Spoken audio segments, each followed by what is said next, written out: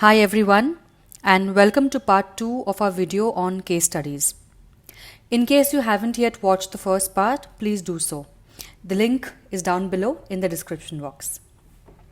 Just to have a recap, we had earlier discussed that case studies allow students to learn by doing. They allow students to step into the shoes of decision makers in real organizations and deal with the issues managers face with no risk to themselves or the organization involved. Cases improve the student's ability to ask the right questions in a given problem situation. Their ability to identify and understand the underlying problems rather than the symptoms of the problems is also looked into and enhanced. Case studies expose students to a wide range of industries, organizations, functions, and responsibility levels. This provides students the flexibility and confidence to deal with a variety of tasks and responsibilities in their careers. It also helps students to make more informed decisions about their career choices. Case studies strengthen the student's grasp of management theory by providing real-life business and the organizations in the real world. When working on a case study in a group, students are enabled or also able to understand and deal with the different viewpoints and perspectives of other members in their team. This serves to improve their communication and interpersonal skills. In a case study, while both the teacher and the student start with the same information, their roles are clearly different in each of these stages. Let's have a look at the table here. Broadly speaking, the different stages in the case analysis process could be as follows. Firstly, preparing the case. Before you begin writing, follow these guidelines to help you prepare and understand the case study. Read and examine the case thoroughly. Take notes, highlight relevant facts, underline key problems. Focus your analysis. Identify 2 to 5 key problems. Why do they exist? How do they impact the organization? Who is responsible for them? Uncover possible solutions or changes that are going to be needed. Review course readings, discussions, outside research, your experience. Add all of these, uncover them. Select the best solution. Consider strong supporting evidence, their pros and cons. Also try and find out whether the solution is actually realistic to be utilized in the world that the organization is dealing with. Drafting the case. Once you have gathered the necessary information, a draft of your analysis should include these general sections, but these may differ depending on your assignment directions or your specific case study.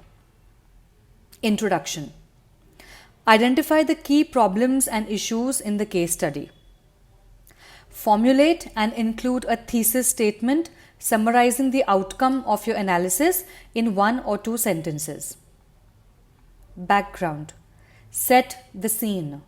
Background information, relevant facts, and the most important issues should be taken into consideration and put up over here as well. Demonstrate that you have researched the problems in this case study. Evaluation of the case study. Outline the various pieces of the case study that you are focusing on. Evaluate these pieces by discussing what is working and what is not working. State why these parts of the case study are or are not working well. Propose solutions and changes. Provide specific and realistic solutions or changes needed. Explain why this solution was chosen. Support this solution with solid evidence such as concepts from class. They could include text readings, discussions, lectures, any outside research that has been conducted, personal experiences or anecdotes. Even these are highly recommended. Recommendations. Determine and discuss specific strategies for accomplishing the proposed solution. If applicable, recommend further action to resolve some of the issues. What should be done and who should be doing it? Take this into consideration as well. Finalizing the case. After you have composed the first draft of your case study analysis, read through it to check for any gaps or inconsistencies in content or structure. Is your case study statement clear and direct? Have you provided solid evidence? Is any component from the analysis missing? Keep all these factors in mind when you're finalizing the case study. When we spoke about the various benefits that case studies were given to students when they were conducting them in a classroom setup, yes, of course, they're surely beneficial. Let's have a look at this a little bit more in depth. Case studies in the classroom are usually discussed in large groups. However, sometimes instructors may require individuals or groups of students to provide a written analysis of a case study or make an oral presentation on the case study in the classroom. Preparing for the case discussion. Unlike lecture-based teaching, the case study method requires intensive preparation by the students before each class. If a case has been assigned for discussion in the class, the student must prepare carefully and thoroughly for the case discussion. The first step in this preparation is to read the case thoroughly. To grasp the situation described in the case study, the student will need to read it several times. The first reading of the case can be a light one, to get to a broad idea of the story by itself. The subsequent readings must be more focused to help the student become familiar with the facts of the case and the issues that are important in the situation being described in the case. The who, what, where, why, and how of the case. However, having said that, familiarity with the facts described in the case is not enough. The student must also acquire a thorough understanding of the case situation through a detailed analysis of the case. During this analysis process, she must attempt to identify the main protagonist in the case study.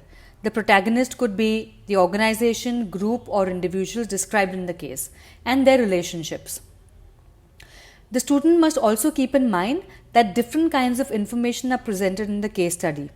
There are facts which are verifiable from sources. There are inferences which represent an individual's judgment in a given situation.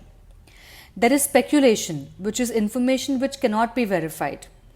There is also assumptions which cannot be verified and are generated during case analysis or discussion. Clearly, all these different types of information are not equally valuable for managerial decision making.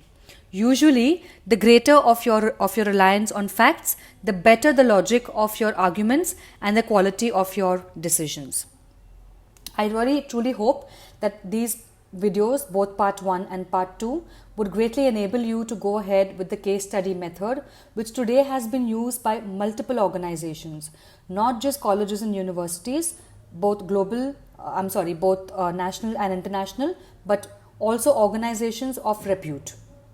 Thank you and have a great day.